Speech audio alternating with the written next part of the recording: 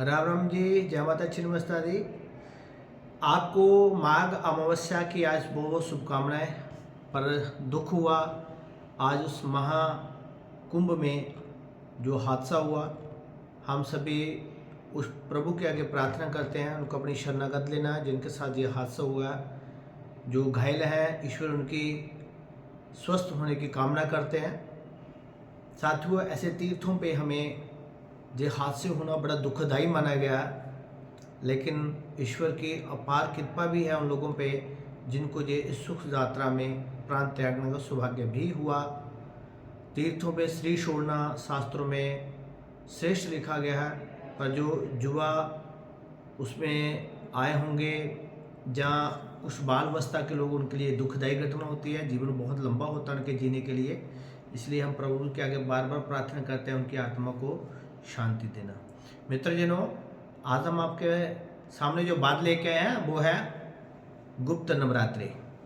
आज लगभग 6:30 बजे के बाद क्या जो फर्स्ट नवरात्रा आरंभ हो चुका है, लेकिन ये कल से ही पहला नवरात्रा माना जाएगा, क्योंकि उदित काल श्रेष्ठ माना जाता है। सूर्य उदय समय जो तिथि होती है उसको श्रेष्ठ मानता है। कल हमारा गुप्त नवरात्रि का माघ मास का प्रथम नवरात्रा शुरू हो रहा है।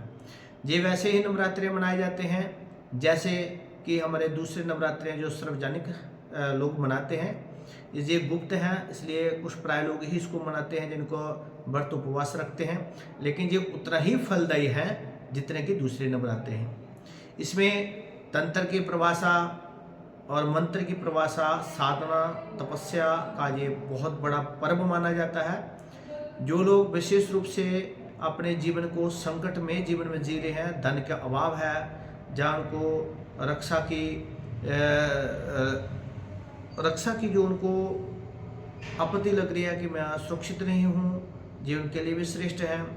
जो उन लोगों के लिए भी श्रेष्ठ है जो इस युग में आकर अलग संसार में एक नाम कमाना चाहते हैं। जो कर्जे के नीचे दबे हुए हैं, जो उनके लिए भी श्रेष्ठ हैं। कल से ये मध्यम रात्रि में लगभग 11:30 बजे से लेकर 3 बजे तक इसका प्रभाव तीव्र माना जाता है। इस समय जो भी बंधुजन उस माँ भगवती की आराधना करता है, चाहे वो दुर्गा सप्तशती हो, चाहे वो किसी महाविद्या का मंत्र जप हो, चाहे वो किसी भैरव की उपासना हो, चाहे किसी जोषण जोगणी का जो मंत्र का प्रभाव हो, तो ये तीव्र गति वाली चलने वाली साधनाएं बहुत ही तीव्र गति में इन दिनों में चलती हैं और आपका साथ और आशीर्वाद भगवती का पूर्ण रूप से मिलता है। महाकाली, महासरस्वती, महालक्ष्मी, ये 3 ही महादेवी हैं जिनके शरीर से ही उत्पन्न हुई 10 महाविद्या का रूप ही मानी जाती है।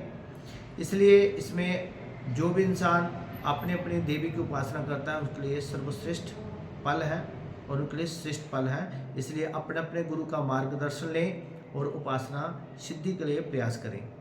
तो आइए हम इस पर्व को खुशी से मनाते हैं और अपनी शक्ति ऊर्जा का संसार में जो प्रभाव दिखाएं और अपने मन के अनुकूल इस संसार में विचरण कर सकें, ऐसा हमें आशीर्वाद इस भगवती से प्राप्त हो। ऐसा ही मैं सभी के लिए प्रार्थना करता हूँ, माँ भगवती उन पर अनेक कृपा करे, कुल की उनकी वृद्धि हो, धन की उनकी वृद्धि हो और साथ साथ उनके बीच जो भी धर्म है उससे मुक्त हो। तो कल से आरंभ हो रहा है गुप्त नवरात्र का महापर्व, जो कि शक्ति का संचार करने वाला ये दिन है।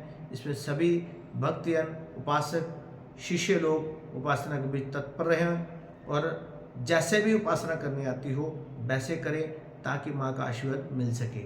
जय श्री राम, जय माता छिन्नमस्ता दी।